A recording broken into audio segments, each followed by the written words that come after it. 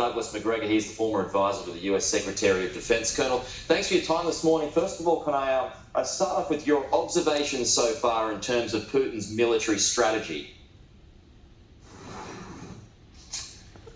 He's attacked Ukraine into the east from Russia, from the south to Crimea, and also from the north out of Belarus.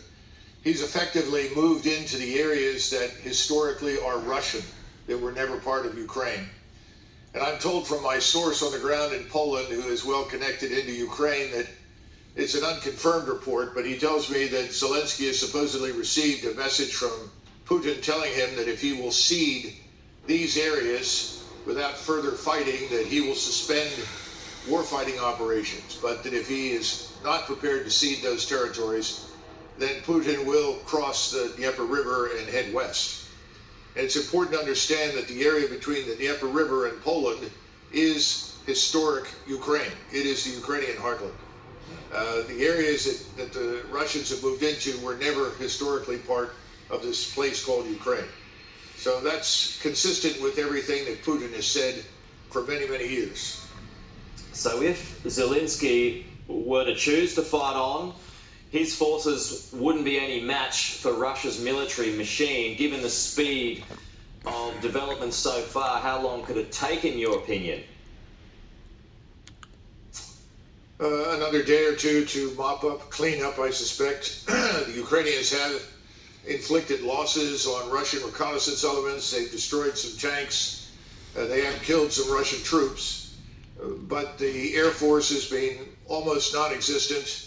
They don't have the kind of firepower that the Russians do, particularly with rocket artillery and tactical ballistic missiles. So it wouldn't be more than a couple of days before the Ukrainians would find themselves either on the west side of the river or destroyed. Do you think if Putin gets Ukraine so easily, though, that he thinks, well, I may as well continue, try and pick up other countries, do you suspect that would be part of his plan?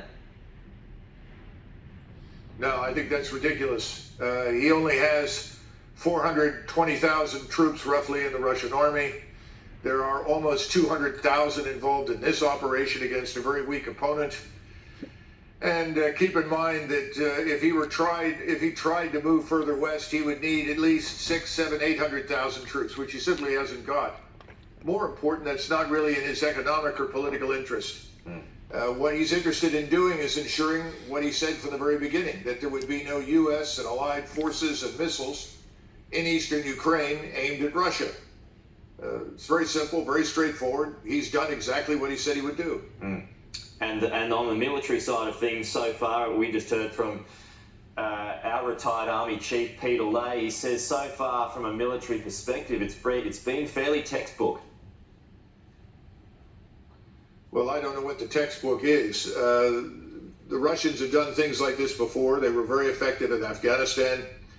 They understand the importance of command and control centers and nodes. And remember, the people in eastern Ukraine speak Russian, so it's not very difficult for them to figure out what's going on. What I think is important is that he systematically avoided the destruction of communication systems or the destruction of the power grid.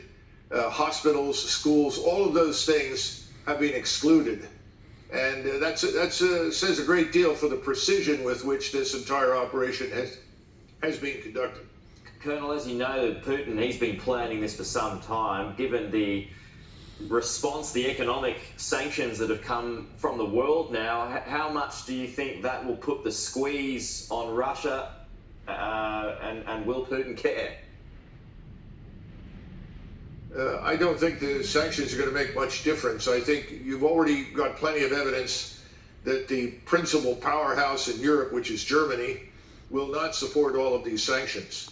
The German Chancellor has already said that he has no intention of going along with the idea of excluding Russia from the international finance system, the SWIFT system. In addition, the Nord Stream 2 pipeline, which is enormously important to Europe, coming from Russia, has not been abandoned. It's not in operation yet, and it probably won't be in operation regardless of what happens for another 2 or 3 months. In any case, I see that going into operation. So the bottom line is that Europe is by no means united in its opposition to what's happening. A lot of people will pay lip service to it, but they view this as an internal matter, not a matter of concern on the international stage. So just to pick up your point there on SWIFT, as long as the Russian financial institutions still have access to SWIFT, they can still do enough business regardless of sanctions.